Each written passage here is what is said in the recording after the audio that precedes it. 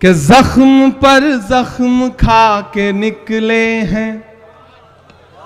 एक दिन पार्लियामेंट में एक साथ 146 सांसद सस्पेंड किए गए क्योंकि हम इस देश के किसानों और गरीबों के मुद्दे पर सरकार से सवाल कर रहे थे। अखिलेश भाई, हम सारे लोग राज्यसभा लोकसभा में 146 सांसद एक साथ सस्पेंड किए गए। तो जब हम बाहर निकले तो परिसर में ही, पार्लियामेंट के परिसर में मीडिया के साथी खड़े थे। उन्होंने कहा आ गया स्वाद, 146 सांसद एक साथ सस्पेंड हो गए, आप भी सस्पेंड होके आए। तब मेरा जवाब सुनना। मैंने उनसे कहा कि आज अगर सस्पेंड ना हुए होते तो हमें यह लगता कि हमारा नाम बहादुरों में नहीं बल्कि बुज़दिलों में लिखा जा रहा है, क्योंकि हम मुद्दे पर लड़ते हुए सस्पेंड हुए हैं और ऐसा सस्पेंशन कितनी भी बार हो हमें कबूल है। तो उन्होंने कहा आप शायर हैं, शायरी की भाषा में समझाइए। वहीं खड़े खड़े एक नज्म हुई थी, वो मैं आपको सुना देता हूं कि जख्म पर जख्म खा के निकले हैं हाँ मगर मुस्कुरा के निकले हैं। जख्म पर जख्म खा के निकले हैं हाँ मगर मुस्कुरा के निकले हैं। सर झुकाने का हुक्म जब आया, सर झुकाने का हुक्म जब आया और भी सर उठा के निकले हैं, और भी सर उठा के निकले हैं। नारे हक लगा के निकले हैं कि हर सितम का जवाब आएगा। ये मैं बिहार के नौजवानों की तरफ से सरकार से कह रहा हूं जिन्होंने रात में लाठियां बरसाई कि हर सितम का जवाब आएगा, देखना इंकलाब आएगा। और अगली जो दो लाइनें हैं ना, यहां पंडाल में मौजूद एक एक हाथ हवा में उठना चाहिए, जाना चाहिए पटना तक आपकी तालियों का शोर कि देखना इंकलाब आएगा, हर सितम का जवाब आएगा। अच्छे दिन का किए थे जो वादा, उनका दिन भी खराब आएगा, उनका दिन भी खराब आएगा। कि झूठ के हाकिमों के चेहरे पर आईना हम दिखा के निकले हैं, नारे हक लगा के निकले हैं। एक बुनियादी अंतर समझिए सत्ता पे बैठे हुए लोगों का और हम विपक्ष में बैठे हुए लोगों का। आप नीतीश जी की, भाजपा की कोई भी रैली उठा के देख लीजिए, सम्राट चौधरी जी का मुंह इधर होगा, नीतीश जी का उधर होगा, अशोक जी का उधर होगा, कहीं से कोई गणित मिलता ही नहीं है। लेकिन एक अच्छी चीज यह है कि आप महागठबंधन के नेता जब भी मंच पे बैठे होंगे तो मुस्कुरा रहे होंगे। हम और अखिलेश भाई बैठे थे तो सुकून से बातचीत कर रहे हैं, बिहार की राजनीति पे हंस रहे हैं, खा पी रहे हैं, कोई तनाव नहीं है।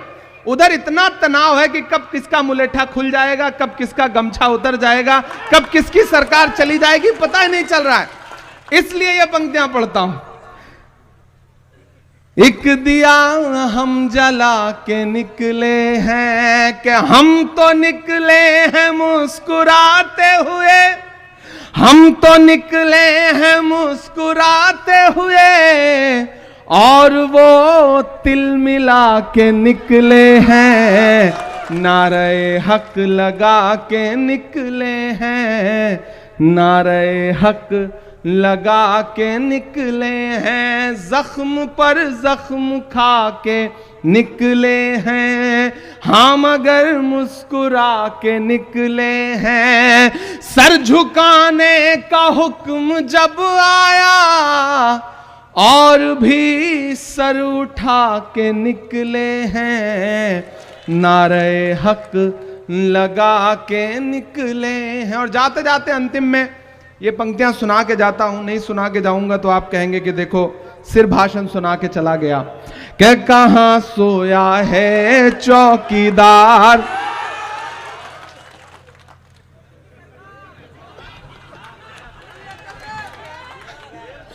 कहां सोया है चौकीदार, कहां सोया है चौकीदार।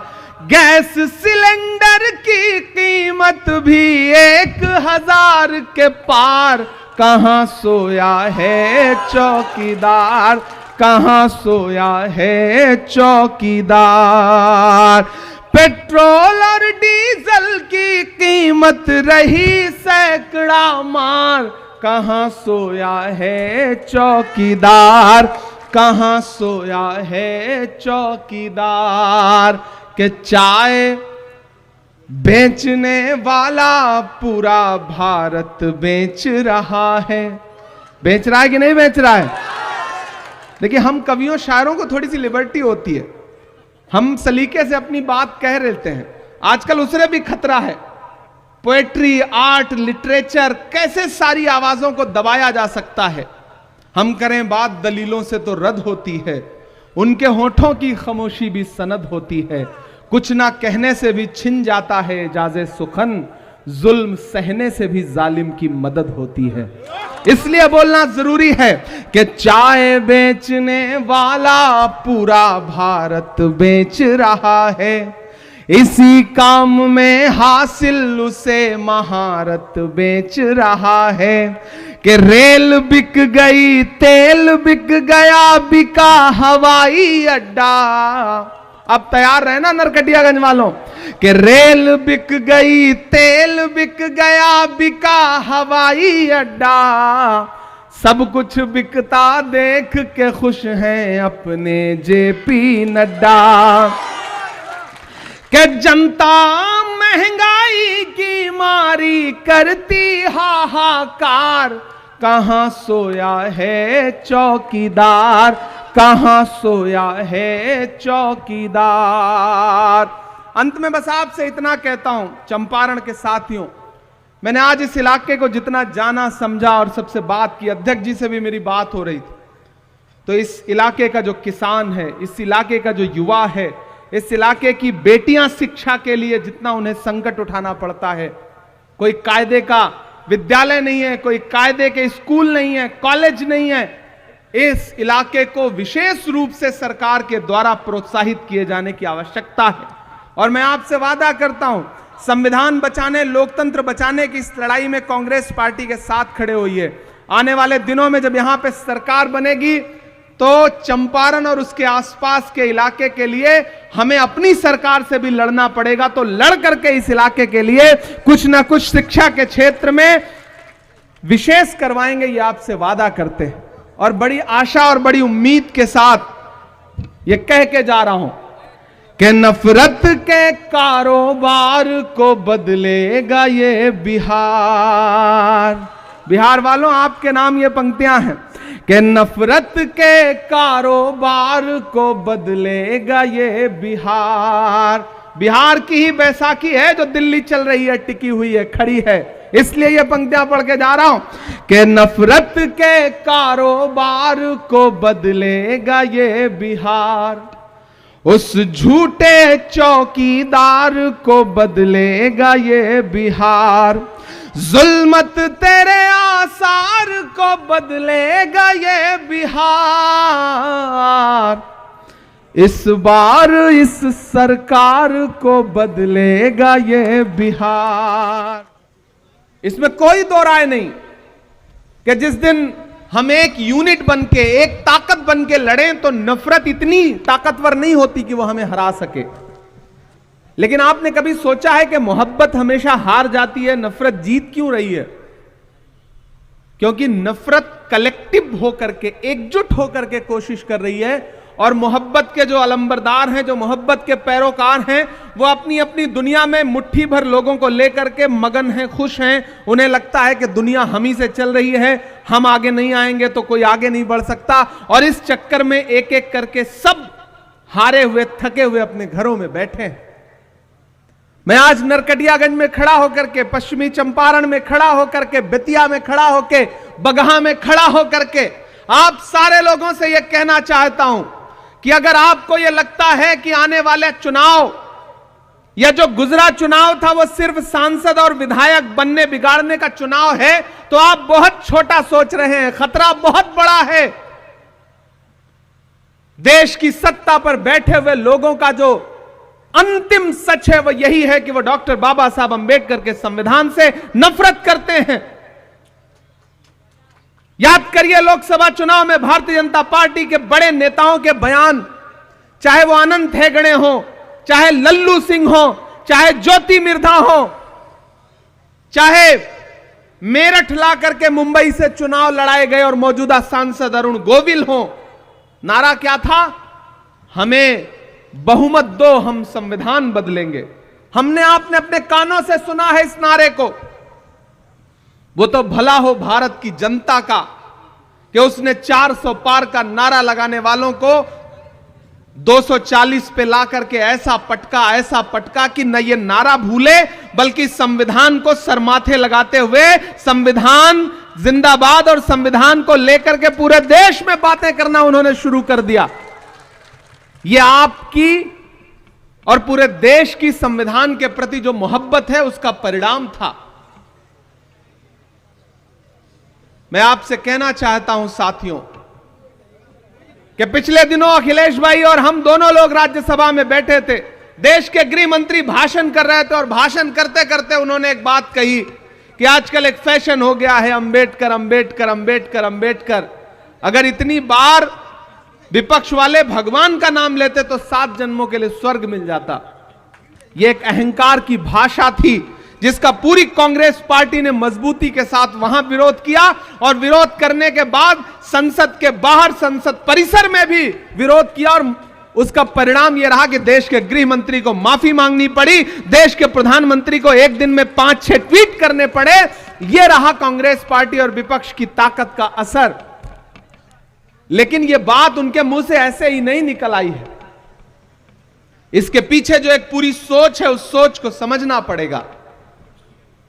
जिन्हें तिरंगे से नफरत है, अपना झंडा प्यारा है, गांधी का कातिल अब भी जिनकी आंखों का तारा है, शर्मनाक इतिहास है जिनका अंग्रेजों से यारी का, वो अब हमको बांट रहे हैं सर्टिफिकेट गद्दारी का। उनके इरादे खतरनाक हैं, चूंकि पूरा सिस्टम पूरा तंत्र उनके साथ है, इसलिए बहुत सारी जगहों पे सफल होते हुए भी दिख रहे हैं। इसलिए हमारा आपका दायित्व तो बहुत बढ़ जाता है। यहां मंच पर सैकड़ों की तादाद में पदाधिकारी और नेता बैठे हैं। मेरा मानना है कि मंच पर मौजूद लोग ही अगर आज से एकजुट होकर के ये सोच लें कि हमें नफरत वाली ताकतों के खिलाफ आज से लड़ाई शुरू करनी है। हमारी दिक्कत क्या है कि हम सिर्फ चुनावी टाइम में चुनाव लड़ते हैं, जब टिकट मांगने का मौका आता है तब हम नई सदरी और नया कुर्ता पजामा निकालते हैं। सही है कि नहीं? चुनाव पूरे 5 साल लड़ना पड़ेगा, नफरत के खिलाफ पूरे 5 साल लड़ना पड़ेगा। वो नफरत को फैलाने के इतने असंख्य हथियार हैं उनके पास। हम आप यहां भाषण कर रहे हैं, उनका पूरा एक आईटी सेल बैठा है, आपके कौन से बयान को कहां काट करके कहां पहुंचा दिया जाएगा आपको पता भी नहीं चलेगा। इस देश में तकरीबन 350 मिलियन लोग हैं जो फेसबुक यूज करते हैं, 450 मिलियन लोग हैं जो यूट्यूब यूज करते हैं, इंस्टाग्राम यूज करते हैं, और तकरीबन 563 मिलियन लोग हैं जो व्हाट्सएप यूज करते हैं। हमको आपको पता ही नहीं है कि सोशल मीडिया का कैसा दुरुपयोग करके आपके खिलाफ प्रोपेगेंडा चलाया जा रहा है, और हम अपनी दुनिया में मगन होकर के हमें लगता है कि नहीं, संविधान भी सुरक्षित है, लोकतंत्र भी सुरक्षित है, देश भी सुरक्षित है। उधर अमेरिका से हमारे बेटों को बेड़ी और हथकड़ी लगा करके देश में भेजा जा रहा है और देश के प्रधानमंत्री नमस्ते ट्रंप का नारा लगा रहे हैं। हालात वैसे नहीं है जैसा आप समझते हैं। राहुल गांधी जी अपने भाषणों में हमेशा एक बात कहते हैं कि जब जेब कतरे को आपकी जेब काटनी होती है तो पहले आपका ध्यान भटकाता है और फिर आपकी जेब काट लेता है। इसी तरह इस सरकार ने किया है, आपको धर्म की अफीम सुंघा करके, आपको नफरत की अफीम सुंघा करके, आपके आटा चावल दूध दही पनीर छाछ लस्सी यहां तक कि कफन तक पर टैक्स लगा दिया है और आपको पता तक नहीं है। खतरा बहुत बड़ा है। इसलिए मैं पूरे बिहार के लोगों से, मैं खुद लंबा सा सफर तय करके कई कार्यक्रम इधर उधर करके मुझे लगा कि नहीं, मुझे जाना है और अल्पसंख्यक विभाग के विशेष तौर से पदाधिकारियों से बातचीत करनी है। ये जो पूरा इलाका है ये बहुत उपजाऊ है और कांग्रेस की विचारधारा के लिए बहुत मुफीद इलाका है, क्योंकि ये गांधी का इलाका है, ये गोडसे का इलाका नहीं है। इसलिए अगर आप सबने प्रण लिया, किसी ने कहा है कि शेर जब तक अपनी कहानियां लिखना खुद नहीं सीखेंगे तब तक शिकारी अपनी कहानियों में खुद को महान बताते रहेंगे। इसलिए नरकटियागंज वालों, अल्पसंख्यक विभाग के पदाधिकारियों, हमारे महिला कांग्रेस की जो साथी हैं, हमारे यूथ कांग्रेस के जो साथी हैं, हमारे एनएसयूआई के जो साथी हैं, सेवा दल के जो साथी हैं, हमारी मेन कांग्रेस की जो बॉडी है, उन सब से मैं अनुरोध करता हूं कि अखिलेश जी हो, इमरान प्रतापगढ़ी हो, हम सारे लोग अपना 100% देने के लिए तैयार हैं। हर दिन आपके लिए जब भी आप कहेंगे हम उपलब्ध हैं, लेकिन आपको एक रोड मैप तो आने वाले दिनों के लिए बनाना पड़ेगा, तब आप लोकतंत्र और संविधान बचाने की लड़ाई को मजबूती से लड़ पाएंगे। मेरे भाई, यहां बड़ी तादाद में बुजुर्ग बैठे हैं, नौजवान साथी बैठे हैं, माएं बहनें बैठी हैं। महान बादशाह सिकंदर ने जब यूनान जीता ना, यूनान को जब फतेह किया तो जीत का जश्न मनाने के लिए शहर की सड़कों पर निकला, तो उसने देखा कि पूरा शहर तो जश्न मना रहा है, लेकिन एक फकीर आदमी सड़क के किनारे बेखबर होकर के सारे शोरगुल से चुपचाप सो रहा है। सिकंदर को गुस्सा आया, सिकंदर अपने घोड़े से उतर के उस सोते हुए फकीर के पास गया और गुस्से में उसे जोर की एक लात मारी और लात मार के कहा कि क्यों रे फकीर, मैंने शहर जीत लिया, यूनान फतेह कर लिया, लोग मेरे साथ जश्न मना रहे हैं और तू सो रहा है। उस फकीर ने उनींदी आंखों से सिकंदर की तरफ देखा और देख करके कहा कि शहर फतेह करना, शहर जीतना बादशाहों का काम है, लेकिन लात मारना गधे का काम है।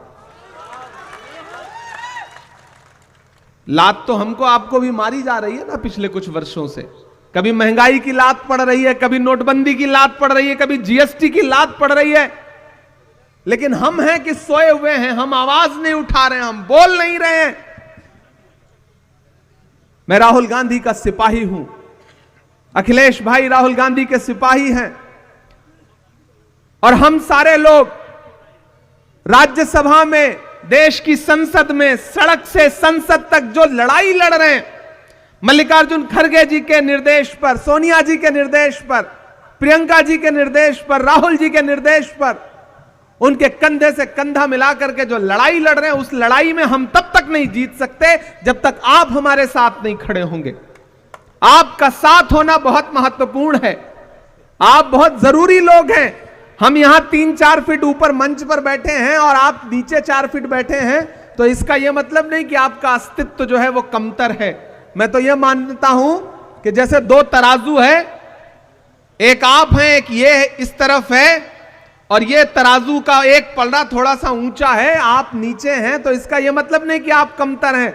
आप ज्यादा महत्वपूर्ण लोग हैं, क्योंकि तराजू का वही पलड़ा नीचे होता है, झुका होता है, जिसमें वजन ज्यादा होता है। आप ज्यादा वजनदार लोग हैं। नया पाने की चाहत में पुराना छूट जाता है, तुझे अपनाऊं तो मुझसे जमाना रूठ जाता है। मोहब्बत पढ़ने लिखने में बहुत आसान है, लेकिन मोहब्बत को निभाने में पसीना छूट जाता है।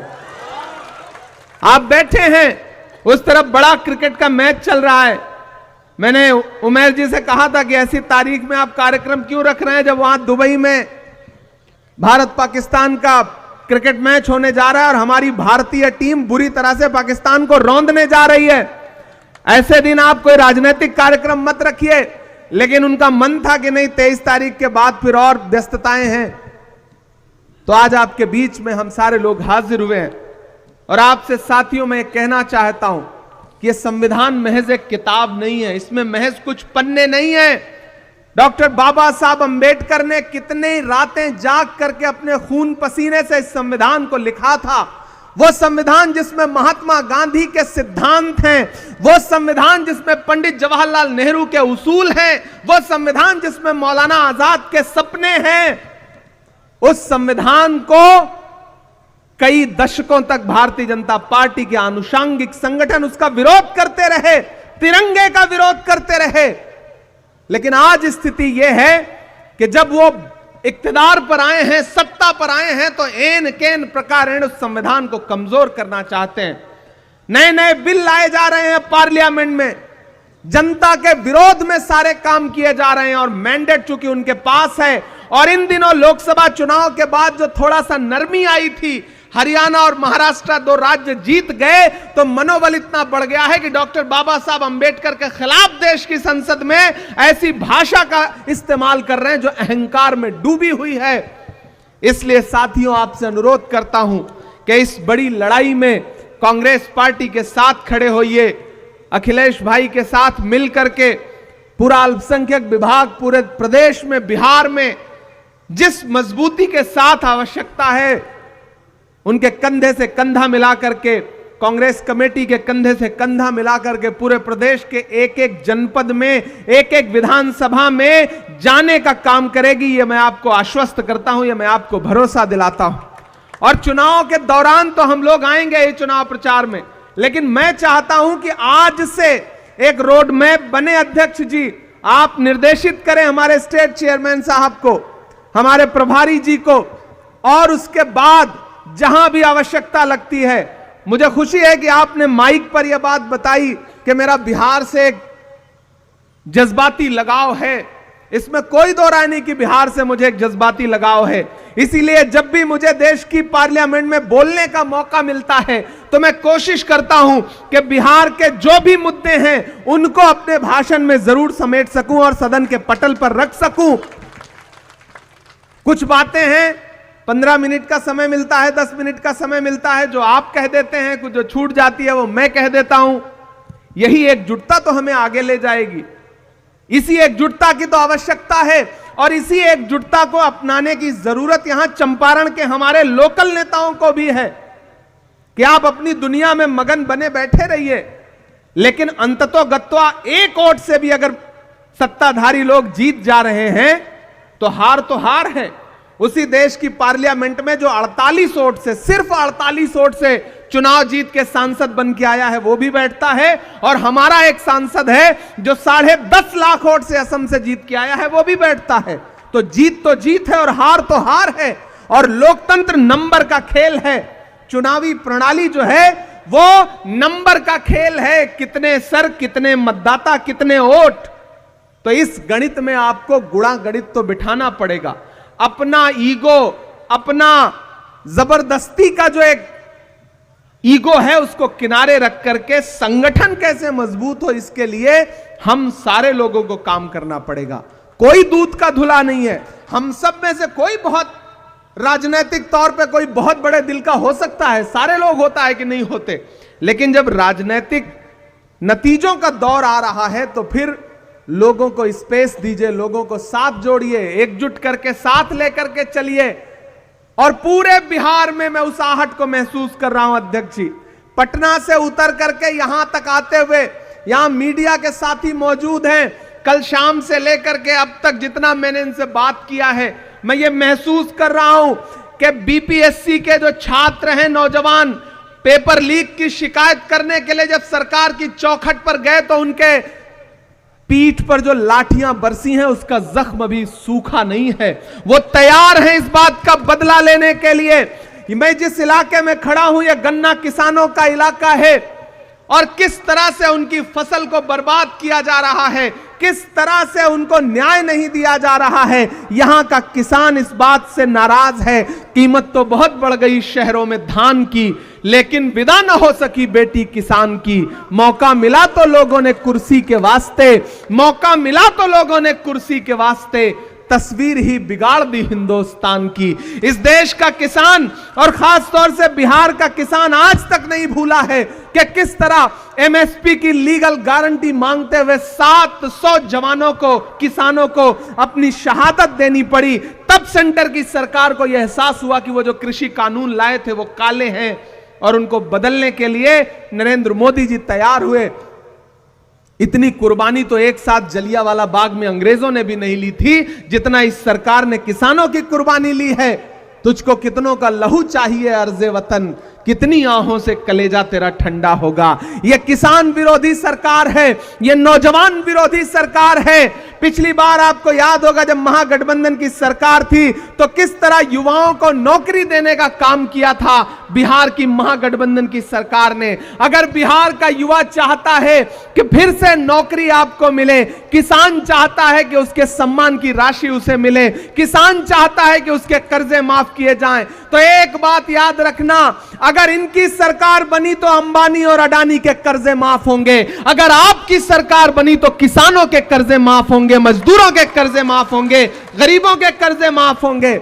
यह बुनियादी अंतर है भाजपा और कांग्रेस की सोच में, यह बुनियादी अंतर है नरेंद्र मोदी जी और राहुल गांधी जी की सोच में। मैं राहुल गांधी जी के साथ चला हूं 4000 किलोमीटर, मैंने देखा है उनके पैर के छाले, मैंने देखा है उस आदमी की मेहनत। उस आदमी ने बस एक नारा लगाया 4000 किलोमीटर चलते हुए कि नफरत छोड़ो भारत जोड़ो।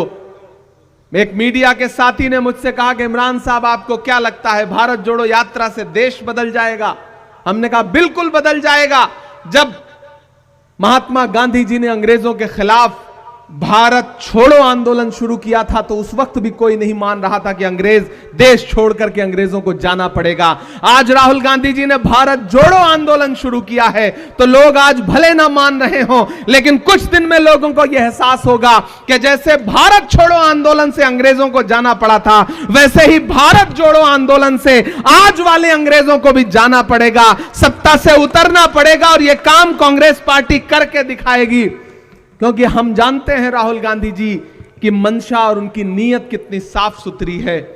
राहुल जी जानते हैं टास्क उन्होंने लंबा लिया है, पहले 4000 किलोमीटर फिर 6700 किलोमीटर, क्योंकि वो जानते हैं इस देश में नफरत कम करना पड़ेगा।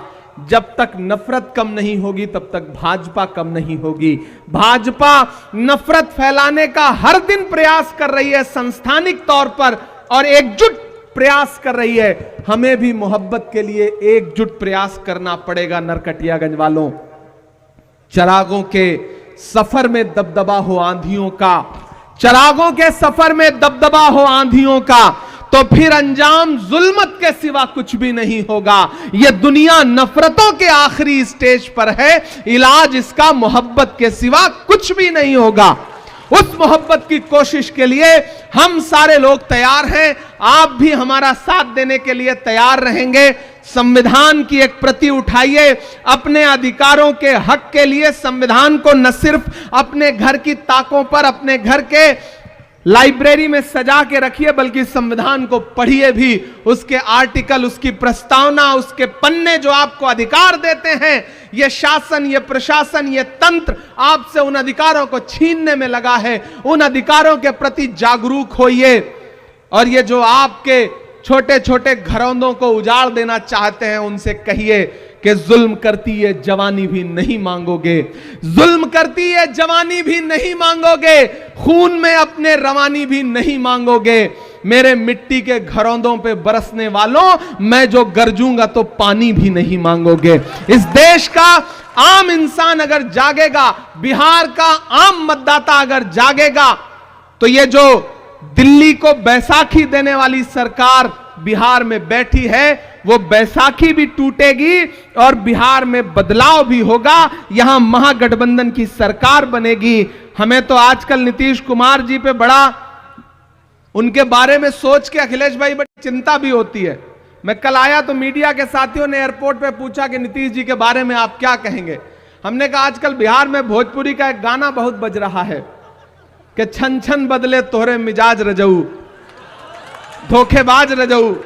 तो मुझे लगता है कि जो साहित्य और संस्कृति है ना, वो समाज का दर्पण होती है। तो ये जो लोक कलाकार हैं, जो भोजपुरी के कलाकार हैं, वो देख रहे हैं कि सरकार के मुखिया का मिजाज छन छन में कैसे बदलता रहता है।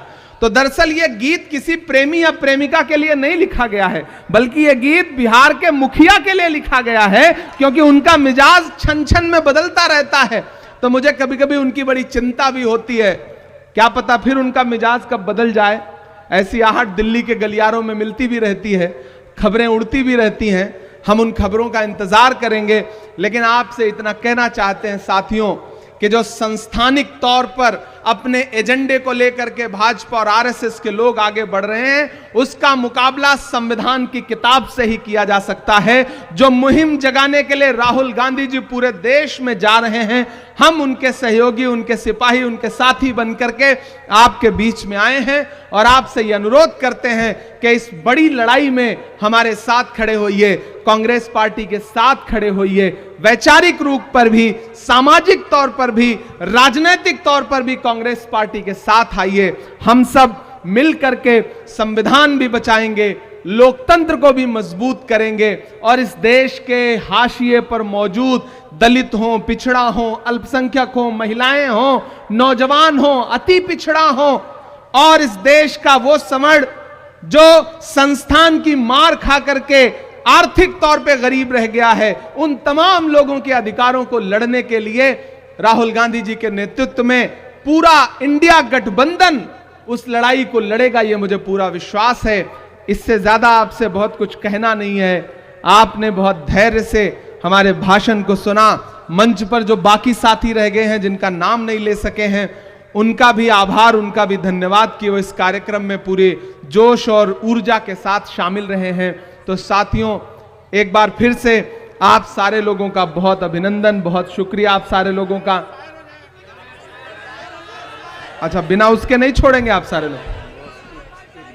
जी जी, हाँ हाँ ठीक है। कैसे, मुझे भी लग रहा था कि बिना उसके तो आप जाने नहीं देंगे, तो मैं सुना देता हूं कि जख्म पर जख्म खा के निकले हैं। एक दिन पार्लियामेंट में एक साथ 146 सांसद सस्पेंड किए गए क्योंकि हम इस देश के किसानों और गरीबों के मुद्दे पर सरकार से सवाल कर रहे थे। अखिलेश भाई, हम सारे लोग राज्यसभा लोकसभा में 146 सांसद एक साथ सस्पेंड किए गए। तो जब हम बाहर निकले तो परिसर में ही, पार्लियामेंट के परिसर में मीडिया के साथी खड़े थे। उन्होंने कहा, आ गया स्वाद, 146 सांसद एक साथ सस्पेंड हो गए, आप भी सस्पेंड होके आए। तब मेरा जवाब सुनना।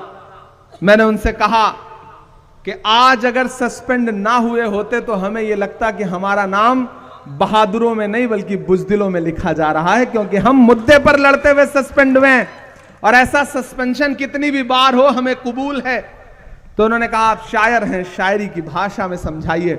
वहीं खड़े खड़े एक नज्म हुई थी, वो मैं आपको सुना देता हूं कि जख्म पर जख्म खा के निकले हैं, हाँ मगर मुस्कुरा के निकले हैं। जख्म पर जख्म खा के निकले हैं, हाँ मगर मुस्कुरा के निकले हैं। सर झुकाने का हुक्म जब आया, सर झुकाने का हुक्म जब आया, और भी सर उठा के निकले हैं, और भी सर उठा के निकले हैं। नारे हक लगा के निकले हैं कि हर सितम का जवाब आएगा। ये मैं बिहार के नौजवानों की तरफ से सरकार से कह रहा हूं, जिन्होंने रात में लाठियां बरसाई, कि हर सितम का जवाब आएगा, देखना इंकलाब आएगा। और अगली जो दो लाइनें हैं ना, यहां पंडाल में मौजूद एक एक हाथ हवा में उठना चाहिए, जाना चाहिए पटना तक आपकी तालियों का शोर, कि देखना इंकलाब आएगा, हर सितम का जवाब आएगा। अच्छे दिन का किए थे जो वादा, उनका दिन भी खराब आएगा, उनका दिन भी खराब आएगा। कि झूठ के हाकिमों के चेहरे पर आईना हम दिखा के निकले हैं, नारे हक लगा के निकले हैं। एक बुनियादी अंतर समझिए सत्ता पे बैठे हुए लोगों का और हम विपक्ष में बैठे हुए लोगों का। आप नीतीश जी की, भाजपा की कोई भी रैली उठा के देख लीजिए, सम्राट चौधरी जी का मुंह इधर होगा, नीतीश जी का उधर होगा, अशोक जी का उधर होगा, कहीं से कोई गणित मिलता ही नहीं है। लेकिन एक अच्छी चीज यह है कि आप महागठबंधन के नेता जब भी मंच पे बैठे होंगे तो मुस्कुरा रहे होंगे। हम और अखिलेश भाई बैठे थे तो सुकून से बातचीत कर रहे हैं, बिहार की राजनीति पे हंस रहे हैं, खा पी रहे हैं, कोई तनाव नहीं है। उधर इतना तनाव है कि कब किसका मुलेठा खुल जाएगा, कब किसका गमछा उतर जाएगा, कब किसकी सरकार चली जाएगी, पता ही नहीं चल रहा है। इसलिए ये पंक्तियां पढ़ता हूं।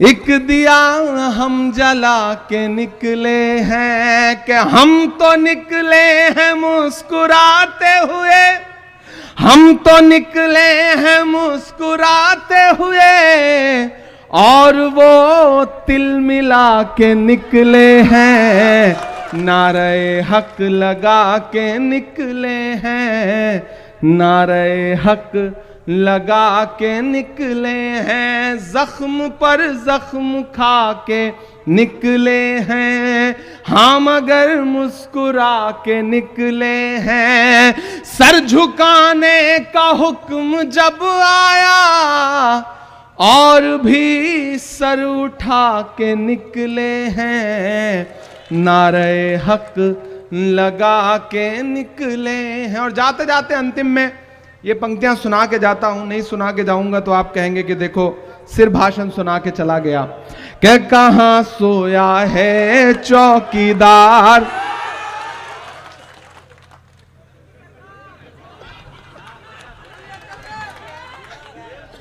कहां सोया है चौकीदार, कहां सोया है चौकीदार, गैस सिलेंडर की कीमत भी 1000 के पार, कहां सोया है चौकीदार, कहां सोया है चौकीदार, पेट्रोल और डीजल की कीमत रही सैकड़ा मार, कहां सोया है चौकीदार, कहां सोया है चौकीदार, के चाय बेचने वाला पूरा भारत बेच रहा है।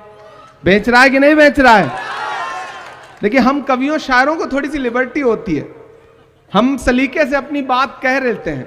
आजकल उससे भी खतरा है। पोएट्री, आर्ट, लिटरेचर, कैसे सारी आवाजों को दबाया जा सकता है।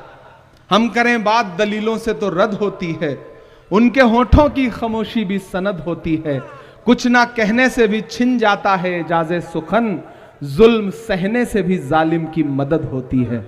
इसलिए बोलना जरूरी है कि चाय बेचने वाला पूरा भारत बेच रहा है, इसी काम में हासिल उसे महारत बेच रहा है, कि रेल बिक गई, तेल बिक गया, बिका हवाई अड्डा। अब तैयार रहे ना नरकटियागंज वालों, कि रेल बिक गई, तेल बिक गया, बिका हवाई अड्डा, सब कुछ बिकता देख के खुश हैं अपने जेपी नड्डा, कि जनता महंगाई की मारी करती हाहाकार, कहां सोया है चौकीदार, कहां सोया है चौकीदार।